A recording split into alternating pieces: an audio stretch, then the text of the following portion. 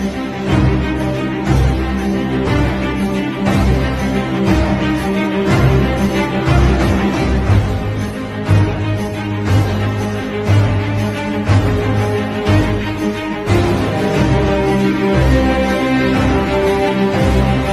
am Maharlika.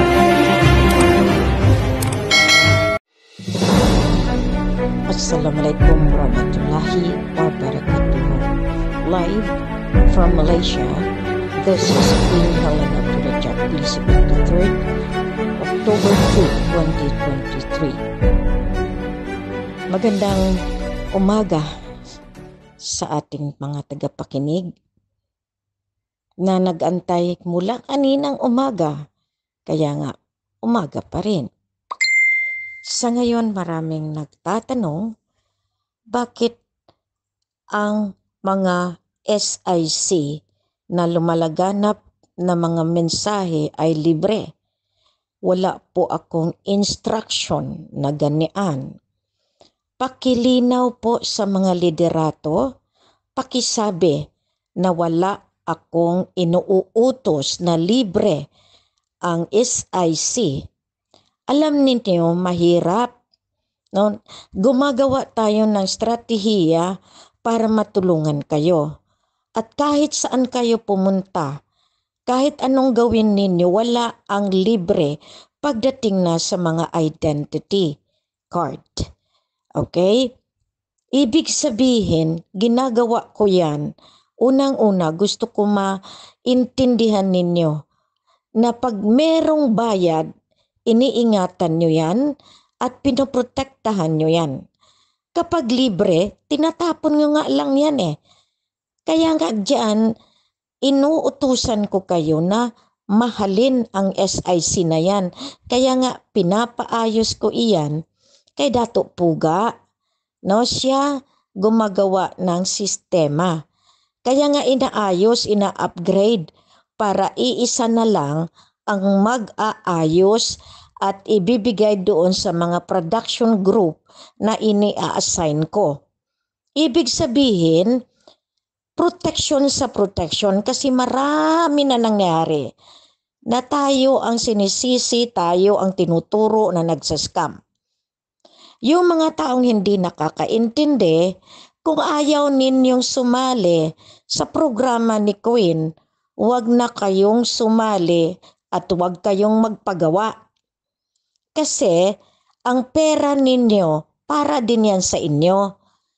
Mahirap magpagawa kung wala tayong ibabayad. Kasi nga, tayo ay hinaharangan. Kung nirelease na nila noon pa 2012, ang pera at hindi napunta sa BARM, at kayo rin ang mga masisisi ko dahil kambya kayo ng kambya ng liderato. Ngayon, inayos na, sisirain pa ninyo. Ina-upgrade ko, ginagawa ninyo, kayo mismo. Now, kung gusto nyo magpalaganap ng libre, makiusap ako sa inyo. Okay? Kasi wala naman may nagsabi sa akin dito na ililibre. May paraan siguro. Okay? Ang paraan na yan, inaantay kung meron tayong mga gagawin na release. So pwede yan kung kayo nagko-consolidate. Pero pag sinabi nyo kasing libre, mahihirapan yung mga tao mag-intindi. That means sinisira ninyo ang pakikiusap ni Queen dahil hindi iyon angkop doon sa misyon natin. Now, kung maglibre kayo, siyempre babayaran nyo pa rin ang tagagawa niyan. Ibig sabihin, ang ganito ang magiging sistema. Lilibrihin ko kayo. Halimbawa, ako si leader, number 1. Lilibrihin ko kayo. Maghanap ako ng pundo para malibre ko kayo. Babayaran ko pa rin ang opisina na maggawa ng SIC. Yan ang tamang proseso. Yan ang tamang pananalita. Yan ang tama para hindi masira yung ating programa, mga kapatid. Naintindihan ko kayo, gusto nyo ng libre. Pero yung libre, palagi yan merong negative impact. Kasi libre nga yan eh. Kaya nga ngayon, kasi yan ang magiging umpisa ko, malalaman ko kung gaano kayo katapat. Ang katapatan hindi nasusukat sa pera, nasusukat sa loyalty ninyo. Maraming beses na marami nang nakakusa sa akin. Pero, ganun pa man nakikita ninyo, inaayos na sa matino. Ano pang gusto ninyo? Ibig sabihin, iyaan na magiging basihan. Kasi nga siyempre natural, meron akong mga inaayos na programa. So ano nga hanapin? Pag sinabing coupon band pa po, o nasaan yung isang ID pa, may RCI ba yan? May Blue IC? So titingnan ko talaga iyan. Kasi siyempre, pag nag-validate naman yung mga opisyalis ng bangko, opisyalis ng, let's say, kumuha kayo ng driver's license, balang araw talagang magiging official na ID yan dahil sa sovereign niya yan Iyan ang inaayos ni Queen. Mag-antay kayo dahil babaliktad na ang mundo. Ngayon, kung hindi pa rin kayo magtino at kayo pa rin ang sisira, wala na ako doon. Pero pag tungkol sa libre, ayusin natin. Kung meron kayong ibabayad na itutulong, pasalamat ako. Pero sa ngayon kasi, sa hirap ng buhay, pag ganyan ang ginagawa natin, unfair sa mga taong nagsisikap na makatulong dahil sa 350 at 600 sa bago, ngayon napagkasunduan ng opisina ng Mapilindo na 50 ang maiiwan para merong operational ang grupo. Now tayo, pwede naman tayo gagawa ng mas maganda. Kasi dito, inaayos na ang opisina natin. Meron na tayong Mapilindo office. Yan, pinagtawanan pa yan ng matanda dahil nangungulekta ako. Ang hindi nila alam, ang pasilidad napaka-importante.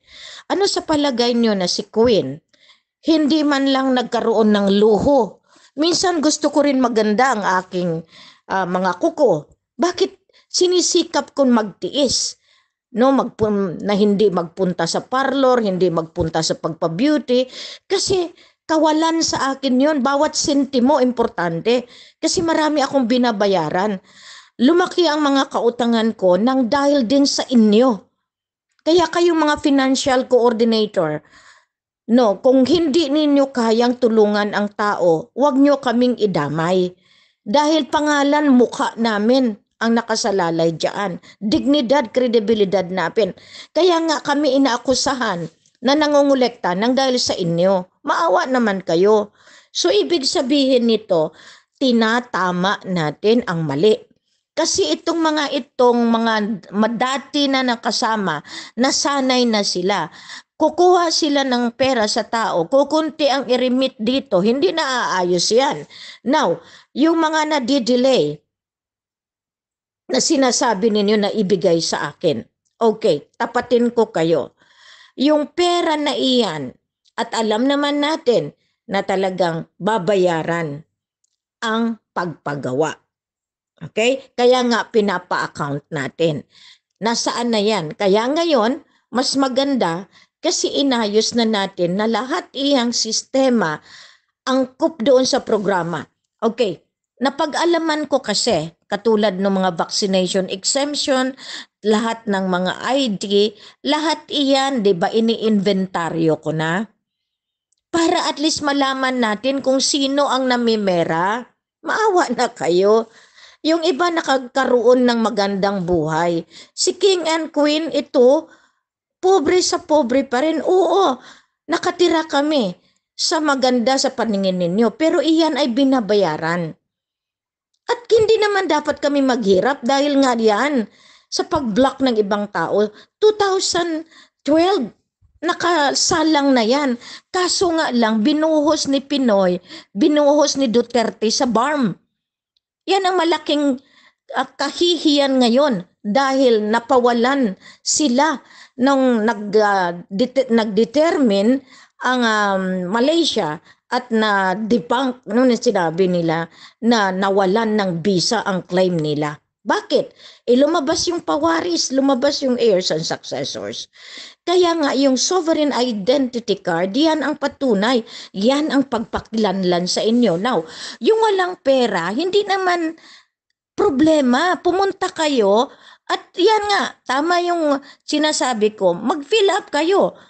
O di, pag may fill up na kayo, ngayon, at least alam ng sovereign niya, so yan na ngayon, hahanap tayo ng pundo na may puso. Yan naman ang ginagawa ni Queen.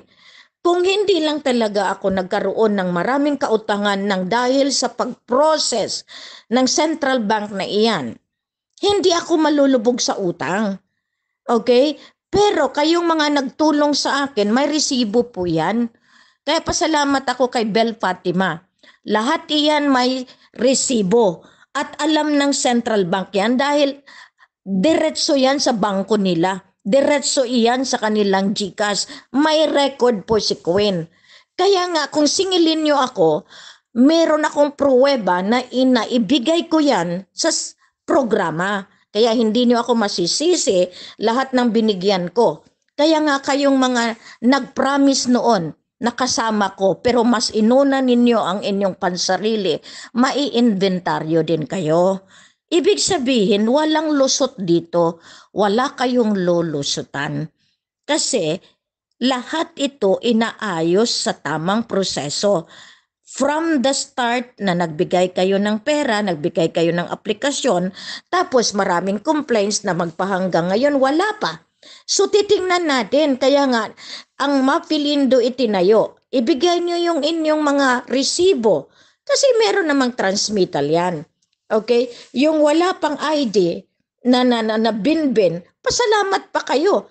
Kasi magagawa ko na sa tama na proseso. Ibig sabihin, hindi na yun i-upgrade, hindi na yun lalagyan pa ng sticker, kundi ito na yung pinaka-finale. No? So, ibig sabihin, may paraan. Instead na magpasalamat kayo, kasi ako pasalamat ako kay Bay Teresita Moras ng Butuan. Kasi ang kanyang mga grupo talagang nag-antay lamang. Mas naniniwala sila na nandito na sila sa akin at napoprotektahan ko sila sa pamamagitan ng ibang paraan. Halimbawa, nagbigay na sila ng pera. Alam naman nila. So, merong donation, merong ano. So, nakikita ko ang labanan, ang katotohanan, ang mamalasakit ng bawat grupo. Yung sa iba, inuuna nila ang sarili. Pasensyahan, bato-bato sa langit, ang matamaan, huwag magalit. Ngayon, nagbigay na ako ng pamamalakad sa pamamagitan ng Mapilindo 2023 Secretariat natin kay Dato Odilon Puga. Ngayon, itong mensahe ko, masaktan na yung masaktan. Pero ako pasalamat ako sa grupo nila na lumalakad, no? Na ibig sabihin, nandiyan na sila.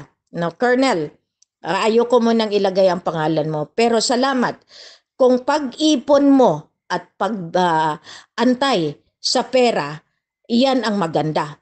Pero yung mga tao na nagsasabi na libre iyan, hanapin ko pa rin ang pera. Lahat iyan kasi lilibre ba tayo sa pagbili ng materials? Lilibre ba tayo sa pagpagawa? Lilibre ba tayo doon sa pagpadala, transmittal and everything? Please naman po, maawa na kayo kay Queen. Kasi yung ibang tao nagsusumikap na magkaroon ng support sa akin. Linawin ninyo mabuti. Kasi klaro naman ang pagkasabi. Iipunin ko kayo muna para sa susunod, mabilis ng pag-ayos. Yan ang alam ko na sinabi sa akin ni Colonel. Hindi yung pinapalakad ninyo diyan sa Bulacan, diyan sa iba't ibang bayan na libre. Mali po yan ha. Kami, sa bawat isa, ako'y nagpapasalamat. Iniipon para malaman kung sinong mga nagsascam.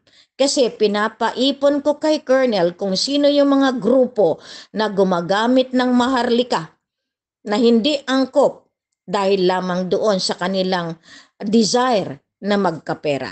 Ngayon, magkakaisa iyan. Lahat ng tropa, Kaya nga sabi ko kay Dato Puga, iyan, binigay ko na iyan na hindi natin masabi na libre. Kaya ngayon, sa sistema ng ating Mafilindo, habang inaayos ang pagpalabas ng pera, at iyan ay mangyayari kahit anong harang ng taga-Central Bank kuno.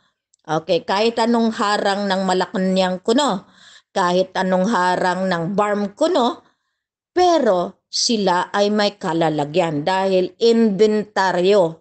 Saan nyo dinala ang pera ng mga lolo? Mula 1935 nang dinala ninyo ang gold backup na 617,500 metric tons of gold. Yan na inari ni Taliano, na inari ni TVM, na inari ng mga DSS. Paano ninyo maari yan? Meron iyan kasulatan na inangkat iyan, kinuha iyan sa Sulu, sa Lupasog. Okay? So therefore, kayong mga naghahari-harian, tama na, sobra na po. Ngayon, ang akin dito, no, inaayos. Kaya nga napakatindi. Dito sa Malaysia, grabe na ang pag-angkin ng mga financial na ngayon namatay na nga yung isang gobernador ng Pilipinas, si Espinilla, dahil dito sa kontsabahan na ito. Pasensyahan po, nagpapangalanan na ako kasi totoo naman. Ngayon, itong ginagawa ni Secretary Jokno at itong mga bagong nakaposisyon ngayon, no? Sa Central Bank at lahat yan sa Malacanang, mag-isip na po kayo dahil inventaryo. Pag sinabing inventaryo, talagang magkano ang napunta sa bawat local government. Sino ang tumanggap? Sino ang nag-release? Sino ang nag-validate? Lahat yan, makukuha yan even since 1935. Kasi ibig sabihin noon, royalty prevails. Diyan mo makita na ang royal family may say, may boses regarding dito sa transitory phase na sinabi namin. Kasi ang may-ari ng sovereign niya ay ang royal family ng Lupasug Empire. Kaya nga ito, nakakatuwa naman kayo, ang sarap-sarap magtiris ba? Kasi sa 350 pesos, nagpuputok ang butche ninyo. Si Queen, ang utang ko milyon-milyon nang dahil sa inyo. Tumutulong ba kayo? At bagkus gagawa pa kayo ng iskandalo at gagawa kayo ng pagmumura dahil sa 350 pesos ninyo. Ngayon, kayo naman na hindi umaayos, mag-ayos na kayo. Nandiyan na, gumagawa na ako ng sistema at yan ay talagang mabibigyan na kayo ng parusa kapag hindi kayo sumunod.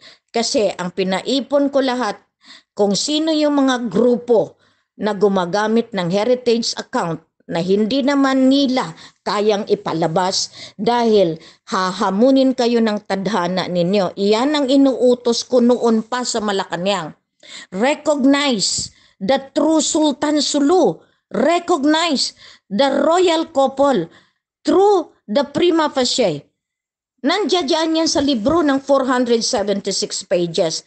Hinarangan ni Gloria, hinarangan ni Ramos, hinarangan ni Pinoy, lahat kayong OPAP, lahat kayong mga humarang, inventaryo. That means pati ang salary ninyo, magkano ang naibigay ng gobyerno sa inyo.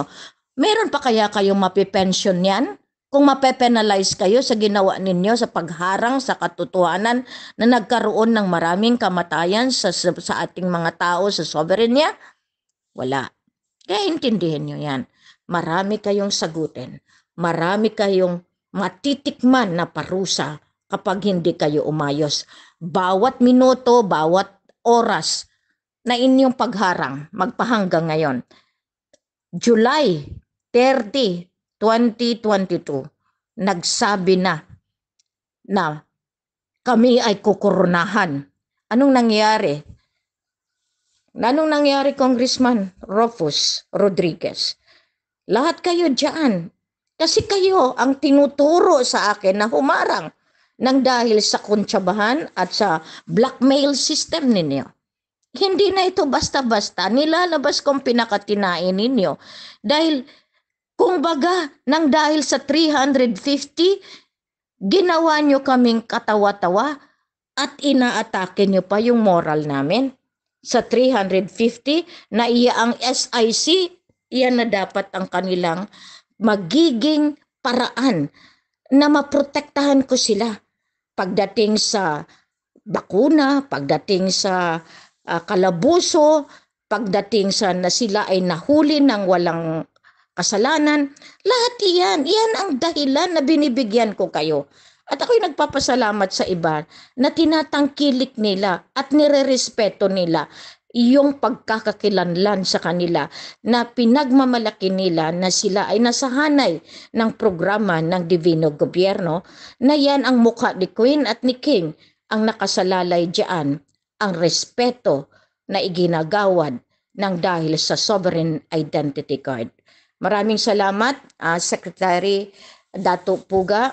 Paki-contact si Colonel Matito at nang magkausap na kayo ng masinsinan, si General Grajeda, lahat ng Maharlika, huhulihin na yung mga Maharlika, huhulihin na yung mga nagsasabi na sila, huhulihin na natin dahil tayo ang legal na gobyerno after nang na-reinstate, na-declare at na-reinstall ang totoong presidente ng Federal Republic of the Philippine Islands. Mabuhay, Maharlika Kingdom of God, Lupasug Empire. Masalam.